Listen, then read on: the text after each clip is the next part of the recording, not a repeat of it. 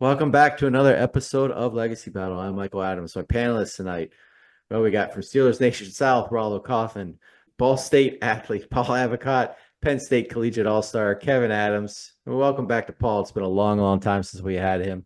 We got a debate tonight of the greatest WNBA championship team, 2000 to 2009. And we want to welcome back to the show a BYU Hall of Famer and WNBA guard, Erin Thorn. Erin, thank you so much for coming on. Absolutely. I had a blast last time. It's been far too long and I'm ready for this one tonight, even though you're killing me because the fourth quarter, 30 seconds left in game three, 2-point game. I'm gonna have it on in the background. So if I'm distracted, you know why.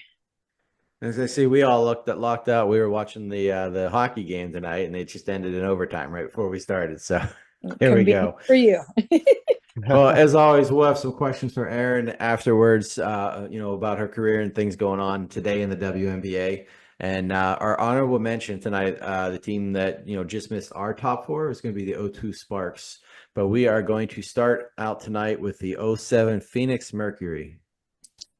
Yeah, Phoenix Mercury, they had struggled to make the playoffs year after year leading up to this 2007 season.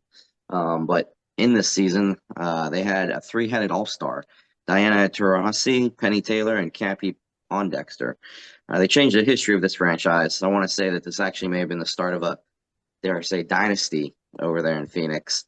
The Mercury finished the regular season with a franchise record 23 wins to end the longest postseason drought in the league and clinched the number one seed in the Western Conference.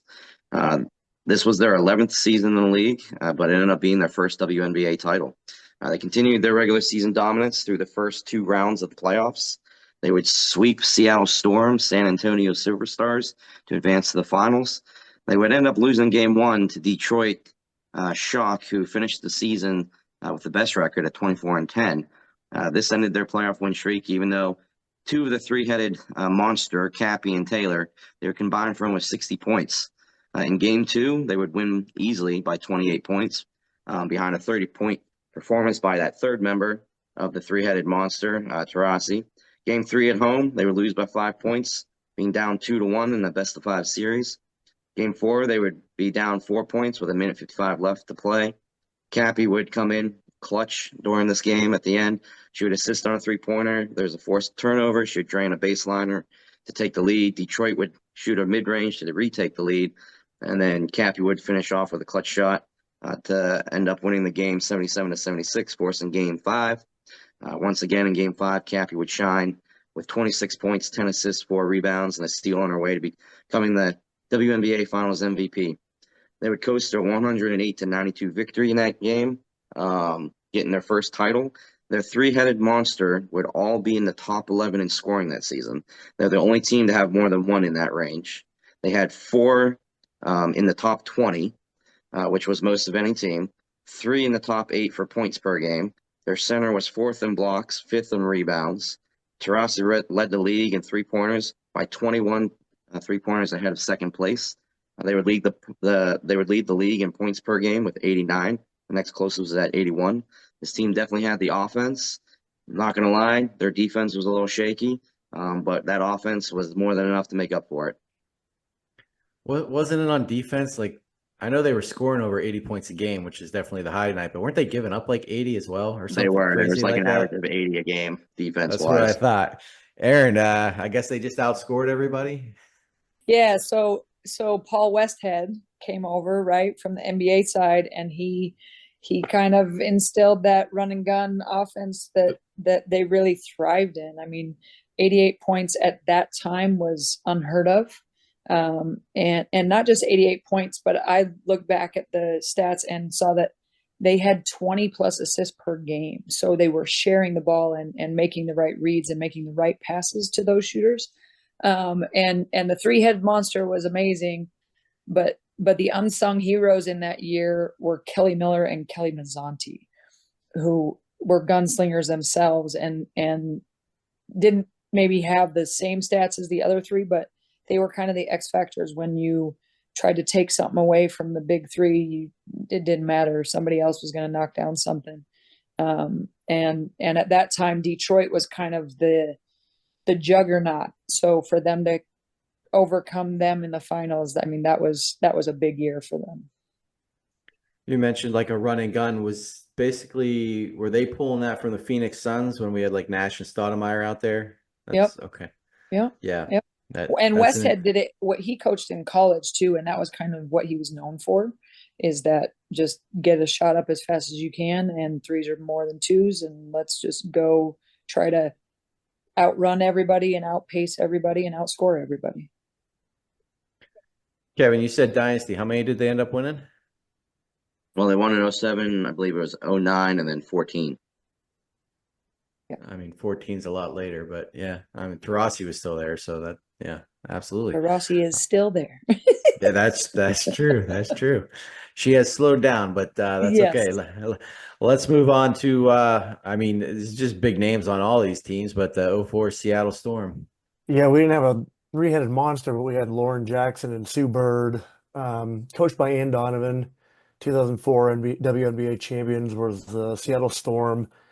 Really important team for Seattle because that was the first time any title had been brought to the city since '79, which was actually the Seattle Supersonics won the NBA title against Washington, I think. It's kind of an upset, I thought, year because Seattle finished second in the Western Conference Finals or conference, and they had two stars, as I mentioned before. But I think essentially LA was looking really good that year. They had a record of 25-11 and won the conference. Seattle was 20-14. Both teams actually had a really good home record, but Seattle had a losing record when they played on the road. The LA Sparks that year had MVP Lisa Leslie playing for them, and as luck would have it, they didn't even face them because Sacramento upset them, which was barely a 500 team back then. I think they were 2 games over 500. So the Storm in '04, Lauren Jackson was the season points leader with 634 and averaging 20.5 points per game. And on the road to the championship, they swept Minnesota, so there wasn't much drama there. Then they took on Sacramento, and Sacramento gave them the fight. Went to 3 games. They beat them 2-1, and eventually beat the Connecticut Sun 2-1 in the finals. In the finals against the Sun, it's kind of an odd series because once the Storm won, Betty Lennox was actually the MVP of the series. So I looked her stats up, and she averaged 22.3 points per game, shot 50 from the field. And I think the key to that game was that Lennox was just 2 for 9 in the first half, and then she kind of erupted a little too late though in the second half, 14 points. Really, the only other notables, Sue Bird, Lauren Jackson, named all WNBA first team, but kind of a scrappy team that didn't win their own division, but really played well in the playoffs. This was Sue Bird's coming out party. This is how I always saw it.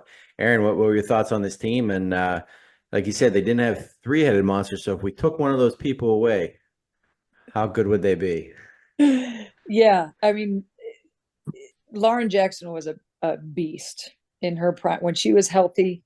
I mean, unfortunately, her career got slowed down a little bit by injuries towards the end, but she was an absolute monster. I think she was the start of WNBA players that could do everything, handle the ball, post up, shoot the three-pointer, make passes, make reads, get rebounds. Like, she was doing everything for them. And then to have somebody, a sidekick like Sue Bird, to make it even easier for everybody else, with her court vision and just her IQ.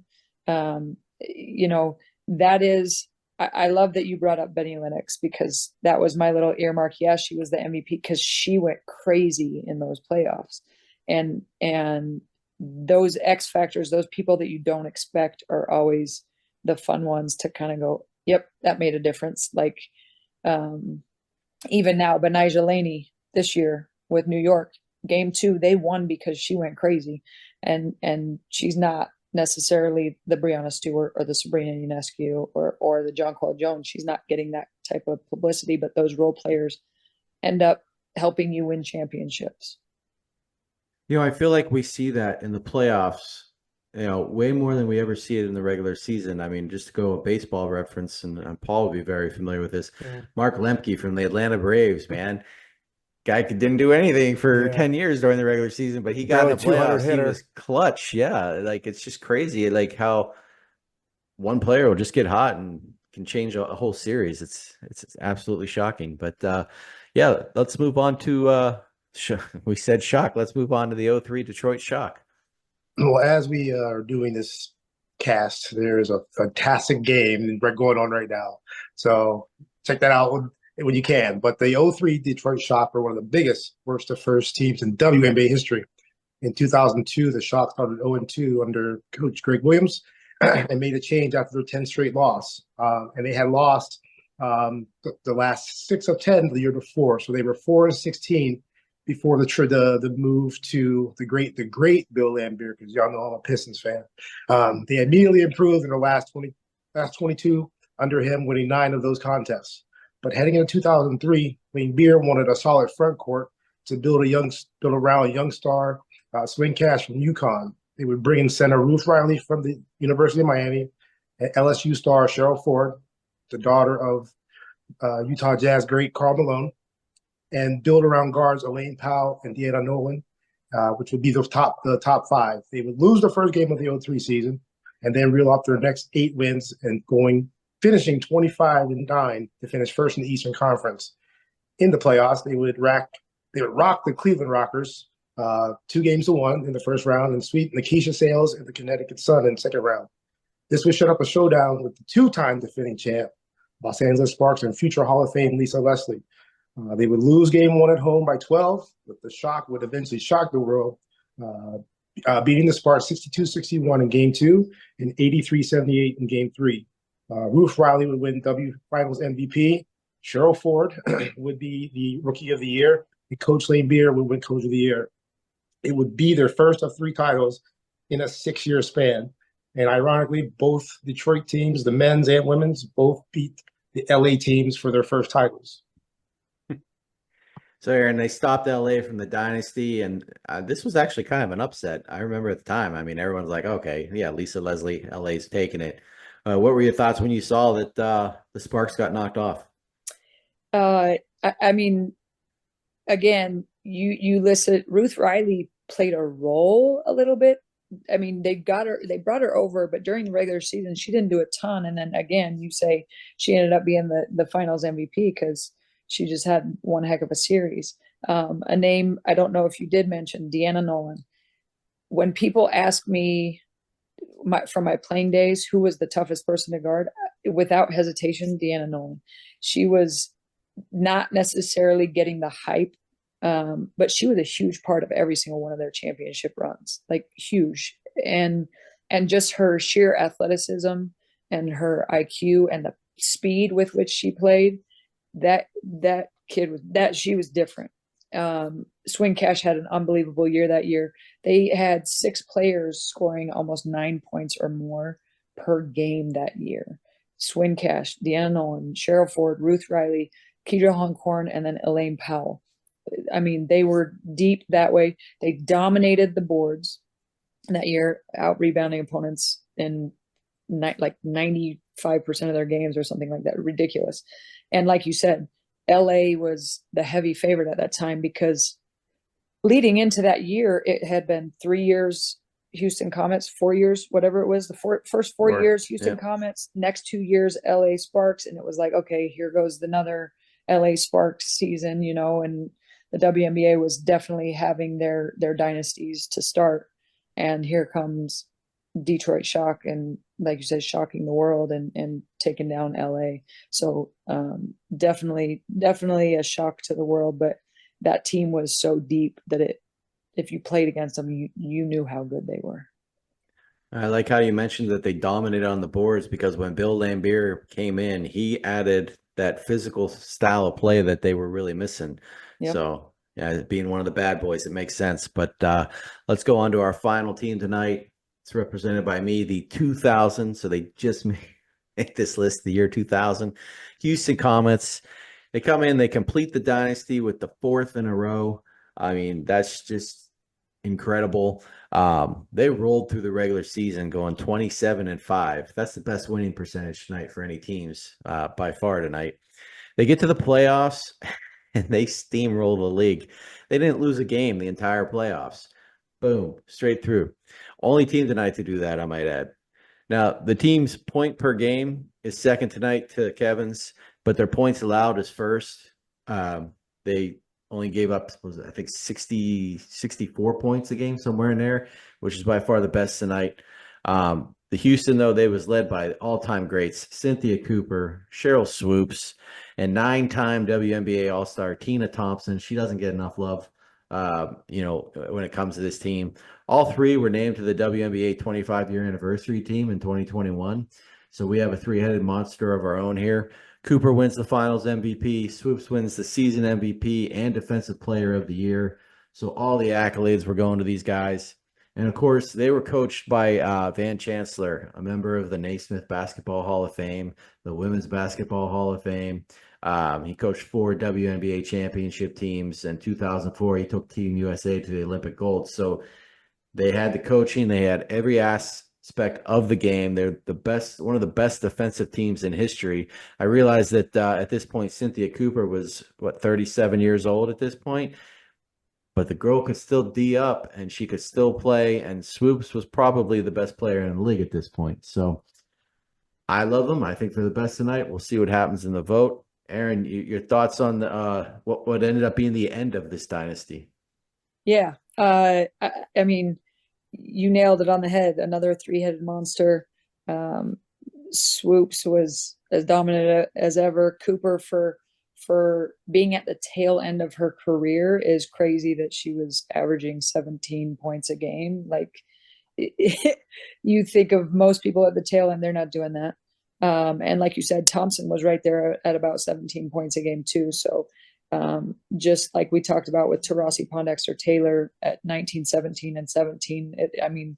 This was that Phoenix Mercury team before Phoenix Mercury team came along. And then my little sidekick on that team is Jeanette Arcane, the Brazilian that just completed. She was the calm to their crazy.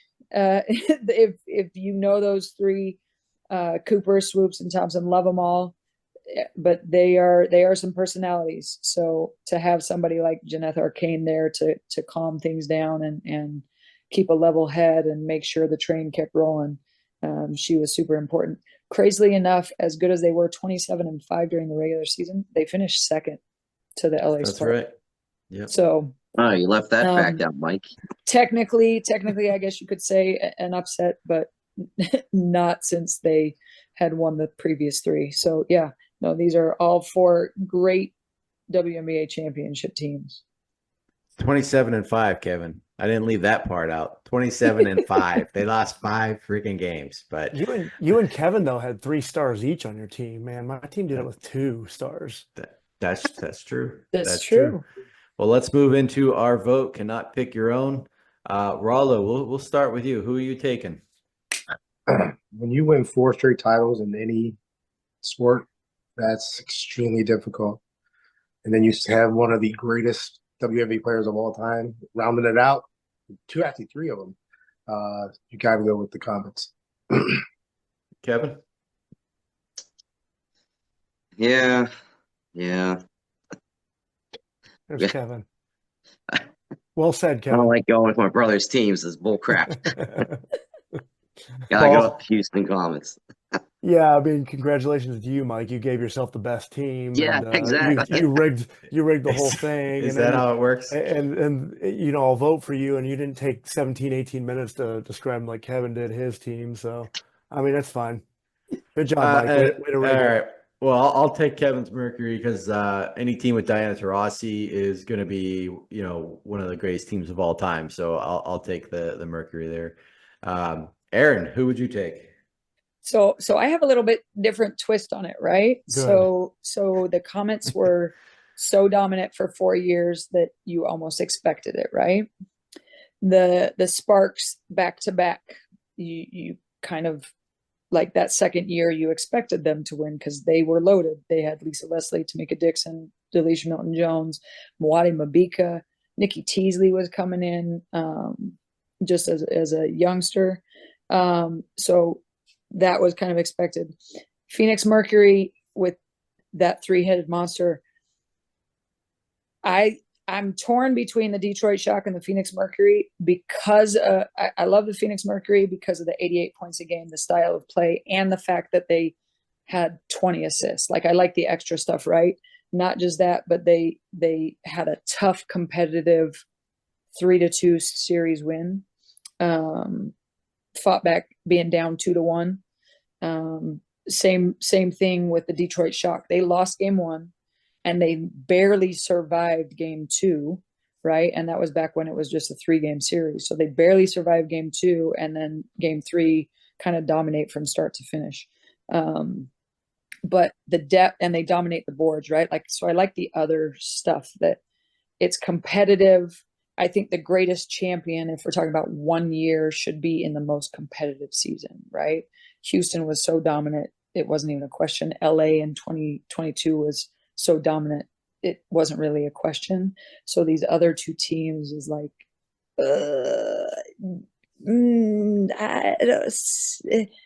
yeah. Worst to first. I mean, I'd Worst have to to get first. just because I have, again, major respect for Deanna Nolan, and when people say who's the toughest guard, I say her. I'll probably give it to Detroit Shock. Okay, Wow. one for the Mercury, one for the Shock, 3 for the Comets. Thank you, boys. Aaron, you got to come on more often. I'm 2-0 when you're on this show, so there you go. Even though you didn't pick Are mine. these the only 2 times you've won?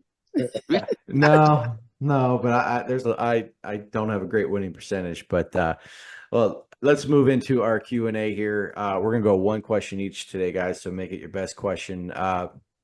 Paul, Kevin, Rollo, me.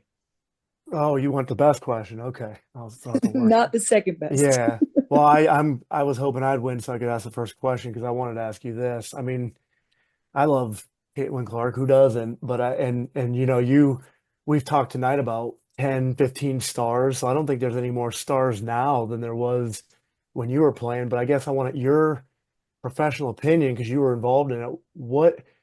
Why is it so popular now? Is it because Angel and Caitlin were arguing, and it just because Diana said they've always done that in WNBA. So why do you think it's gotten more popular now? I mean, I always tell people, if you look back at the history of even like the NBA, for the first 20 years, it was they weren't getting paid a lot. They were playing in not sold out arenas. Like it 20 years in a professional league is still an infancy. So we're now to the threshold with the WNBA where it's a mainstay, right? It's lasted long enough that people know what it is, but not just that. The Caitlin Clark, the competitiveness of the women's NCAA has helped a lot, and then the influx of the talent this year helps a lot. I mean, for the next 2 or 3 years, you've got the Paige Beckers and the AZ Fudds and the Juju Watkins all coming up as well. So I think just in general, it's gaining some traction, and we're now to the point where people respect it a little bit more than they did probably in the beginning. But definitely the attention that people get, good or bad, is always going to draw eyes. Unfortunately, it's been some bad, undeservedly so, but I mean, attention is attention, and the women's game is feeding off of it, and hopefully can continue to capitalize. That game tonight went down to the last shot, and yeah, Minnesota just gave away home court advantage. So, Kevin, let me jump in real quick. I just wanted to build off of what she was saying there. So, do you think with the popularity at its all-time high, is now the time for expansion? absolutely. They've actually announced Golden State Valkyries will start next year, and then Portland and, don't let me be wrong, Toronto, I believe, are starting the following year, and then they've already said that in 2027 they'll add another one, so they'll be up to 16 teams by 2027.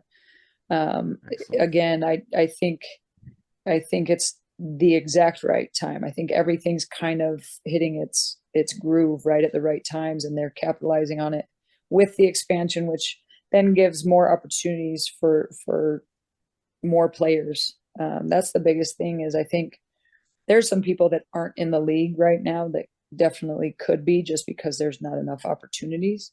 Only having 12 teams and 12 men or women rosters, you're talking about 144 players. So it's the elite of the elite. And I think there's more than 144 WNBA quality players. There's just they've got to continue to expand to give others opportunities. So yeah, I'm excited. So, Oh, go ahead. Go ahead. there's I think I was next, right? Yeah. Yeah. All right.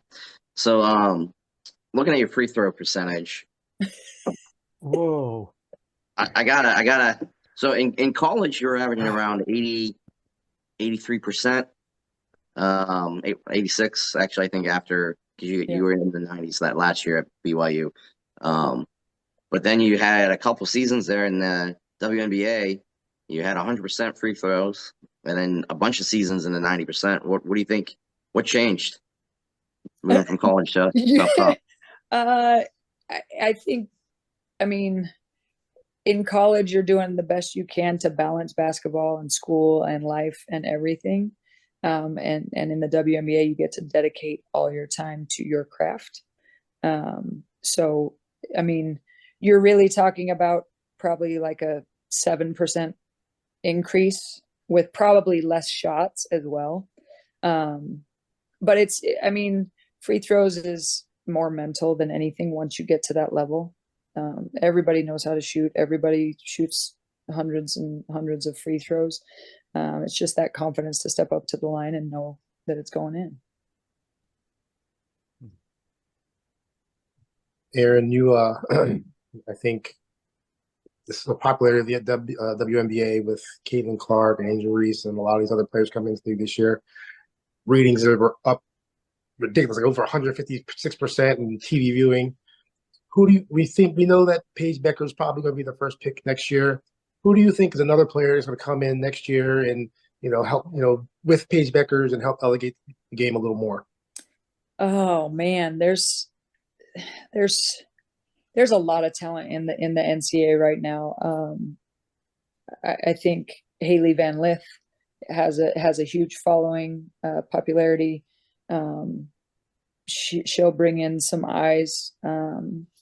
I think there's some post players. Kiki Arioffen it is a great post player, high character human being. Just love her. I mean, honestly, I think these next 2 or 3 years in the draft are going to be fun because of the depth. I think, as it's funny that the guys, you heard the guys say it. I can't name you 5 men's college basketball players, but I can name you 10 female college basketball players this year, right? I think it's indicative in the draft. Everybody said the NBA draft this year was a down year, and I think for the next 3 or 4 years in the WNBA, you're going to see some. I mean, you're going to see some 8th, 9th, 10th, even second round picks that find homes on rosters just because it's so competitive, and there's so much talent coming out. It really has hit a different stride at this point. So I want to take you back to 2007. Statistically, this is your best year. You averaged 30.4 minutes per game, career highs in field goal percentage, rebounds, assists, steals, points per game. Ironically, Kevin brought up free throws. It was your worst year for free throws that season at .735. Probably shot more than the rest of the year. Maybe. So that's kind of ironic. But you helped lead New York to the playoffs. What went right for you that season and the Liberty after they had missed the playoffs the previous season? Yeah. I mean, going into that year, we were super young. I think I might have been one of the oldest ones on that roster. The previous year as well. They had just gone through all the changes of the old guard, right? Teresa Weatherspoon had moved to LA. Vicki Johnson had moved to San Antonio. Becky Hammon, I think, moved to San Antonio that year. before that year. So 2007 was kind of everybody was kind of not fresh out of college, but we were all still young. And it was very much like a collegiate atmosphere where we hung out and like we do barbecues and potlucks and just kind of more that college atmosphere that you don't necessarily get in the league all the time, with so many varying age ranges. So I mean, it was a fun year. I believe we got Janelle McCarville in the Charlotte. She was with Charlotte, and when Charlotte shut down, I think we picked up her. And I mean, she ended up being, I can't remember if she was most improved or, yeah, I think she ended up the most improved player that year. And then got hurt in the playoffs, of course, where we lost to the Detroit Shock in the semifinals. So, I mean, it was just kind of the right moment for me and the right opportunity. I had sat behind the VJs, the Becky Hammonds, the Crystal Robinson, and really grew a lot in my own game because of learning from them. So given the opportunity, I just made the most of it, honestly. Well, thank you, Erin, for coming back on. Always a pleasure. Thank you for having me. Anytime. You just got to shoot me a message. Sounds good.